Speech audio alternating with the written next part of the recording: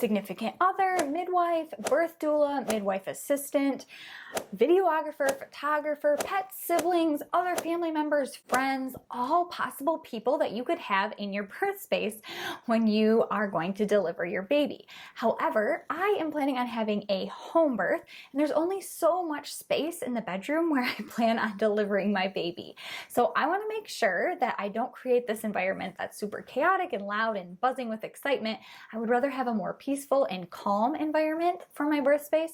So I'm going to be really selective about who I allow into my birth space, and I'm going to be sharing exactly who that is with you in this video today. Hey everybody, I'm Dr. Nicole. I am a pelvic floor specialist. I'm also a mom of 2 little boys, expecting baby number 3 coming up in a few short months here. It's crazy how fast this is coming. I wanted to make sure that since you guys are all on this birth journey with me, or this pregnancy journey, that I share with you who is going to be present on my birth team here in my birth space, hopefully, if everything goes as planned, so that maybe there's someone I'm going to mention that you were like, oh, that might be someone I want to have in my birth space, or oh, that's a good point, maybe I don't want that person in my birth space. My number one most important person to be in my birth space with me is actually my midwife. Now, I love my husband dearly, and I honestly couldn't imagine having a baby without him here, but I also really care deeply about the safety of me and my baby, and I feel like I really am relying on my midwife to be here to make sure everything is going somewhat according to plan and that me and baby are healthy and safe. And so she is definitely going to be my number one person during my home birth experience. I have decided to go with a certified nurse midwife. This means that she has training as a nurse first, and then she went on for additional training in midwifery. There are also other options. You could go with a certified midwife, which means she has a background in healthcare. He or she, I guess. They have a background in healthcare, and then they went on to get their master's in midwifery.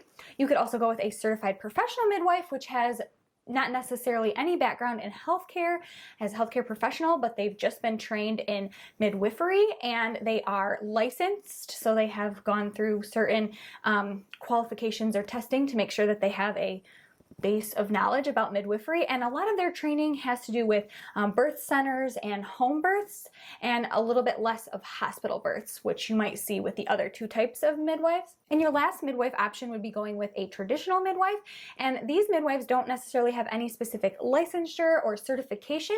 Instead, they have been trained by other midwives, and instead of being held accountable by legislation, they are held accountable by the communities that they serve. There could probably be an entire video just about your options for midwives, but for this video, just know that my midwife is my number one person I want to have at my birth. The second most important person that I am inviting into my birth space is going to be my husband. Now, for me, I am choosing my significant other to be my main support person, but it doesn't necessarily have to be a significant other for you. Just make sure it's someone that cares about you deeply, that knows you really well, and that has been part of the prep work when it comes to getting ready for labor and delivery. So they know comfort measures and how to help you with them. They know how to advocate for you because they know what your wishes and desires are, and they also know the things that you're like, no, I definitely do not want that to happen during my birth. You want to avoid people that make you anxious or stressed or freak out really easily, because they're just not going to be a good addition to your birth space. My husband has done things like got me water, he has held legs, he has held my hand, he has encouraged me, he has also said nothing at all, and it's really important for this person to know which is the time to say something and which is the time to not say anything at all. And most importantly, he's been a really great advocate for me during my births. The next 2 people in my birth space I would consider a layer. I don't necessarily think that one is more important than the other because they have pretty different roles, but both really important. Those 2 people are a doula and a midwife assistant. Now, a midwife assistant's role is very comparable to the role of a nurse in a hospital setting, where a doula is going to be really, really important if you are hoping to have an unmedicated, low intervention birth.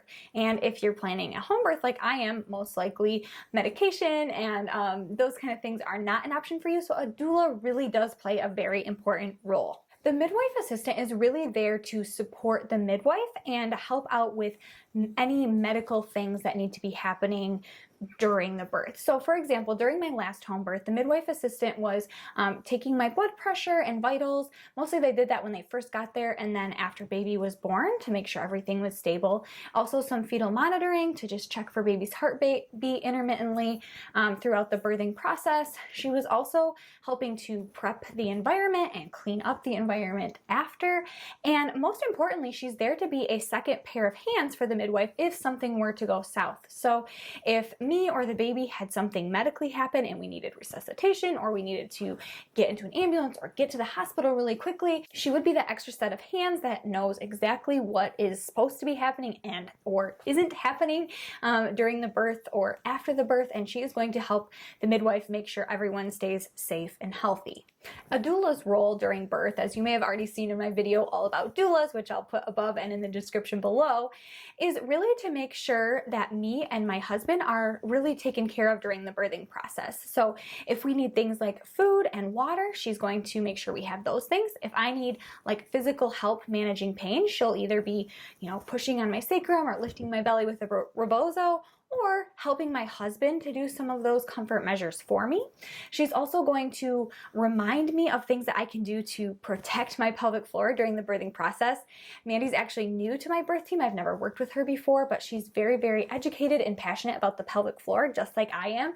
And so when I forget about all the things that I could be doing to protect my body and make labor and pushing more effective, she's going to remind me to do those things, help me get in and out of positions that I need to be in or not in, to make sure that goes as smoothly as possible. She's also going to make sure that before she leaves that everyone is comfortable and our needs are met before she goes anywhere. Doulas can also grab a camera, take some pictures for you, or snuggle your baby if an emergency situation should arise and me and my husband aren't able to play that role. Fortunately for me, both my doula and my midwife assistant have some training in lactation and breastfeeding, and so they will both be helping me if needed, make sure baby has a really good latch before they leave so that we can start out breastfeeding on the right foot, because man, that is one of the hardest parts of the newborn journey. The next and final layer of people I wouldn't say are essential to have at my home birth, but people that I think are going to bring a lot of value to my birth experience, and so I am willing to share my birth space with them. The first person is going to be my sister. She was actually at my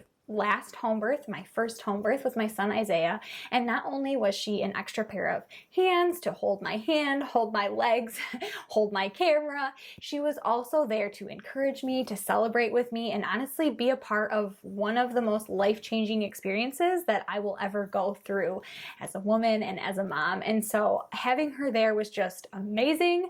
She now lives next door, and as long as we have other arrangements for our kids and that all works according to plan, she will be able to be here, and I am really excited to have her here. I want to interrupt for just a quick second and say, if you are enjoying this video, finding value out of this video, please hit the like button. I really do appreciate your feedback. The last person that I'm considering having in my birth space, which isn't really a necessity, but I just think would be so cool, is a birth videographer. Now, this is not something I've ever had before. It feels a little bit luxurious, but I also feel like this is my last birth. I'm sharing a ton of it with all of you on YouTube, and so it'd be really nice to have someone that's really good with the camera.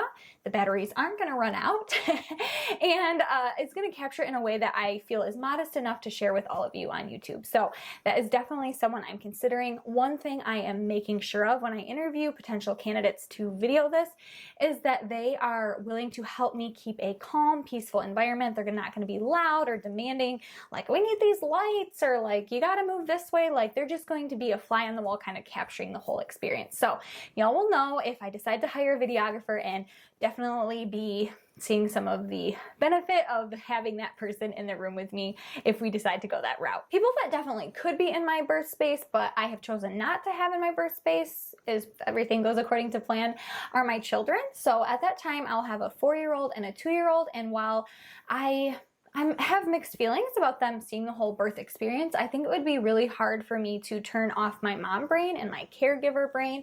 And my 2-year-old really does love physical touch and has a lot of needs from me when I am present. And so I feel like it would just be a lot and a little bit unfair to myself and the new baby to have them there and kind of demanding my attention during a time when my focus needs to be in other places.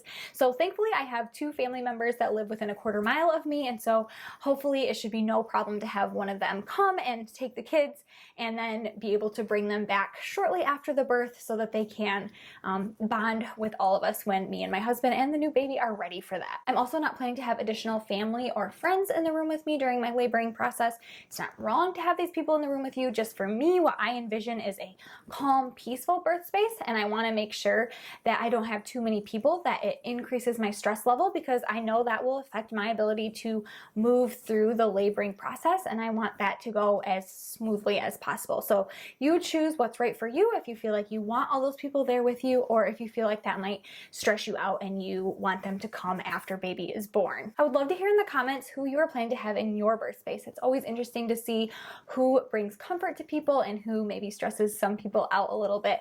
But share in the comments if you are having hospital or home birth, whoever you're planning to have with you. We'd love to hear about it. As I already said, I have chosen a doula based on her skill set and education with protecting the pelvic floor, because I care deeply about your pelvic floor. It's usually during pregnancy and labor and delivery that things like prolapse and incontinence start and like kind of take root in your body. So we want to prevent those things from happening. So I made a video all about how to protect your pelvic floor and prepare for a vaginal delivery in this video up here.